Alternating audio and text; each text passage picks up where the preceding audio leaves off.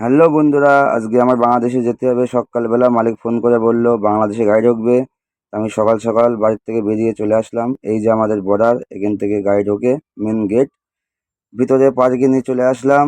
এসে দেখো এই যে আমাদের গাড়ি, গাড়ির ভিতরে উঠে পড়বো। 3 দিন ধরে গাড়ি বন্ধই ছিল, গাড়ির কাছে কেউ আসতে পারিনি, আমিও আসতে পারিনি।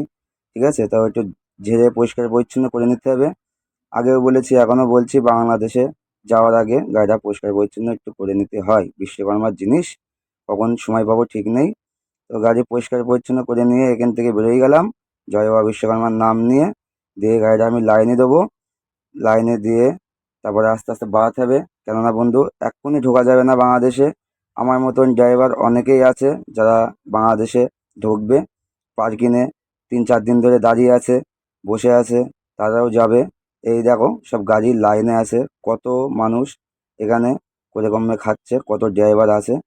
তো লাইনে 1 ঘন্টা বসে থাকার পরে এখনও ছাড়িনি গাড়ি।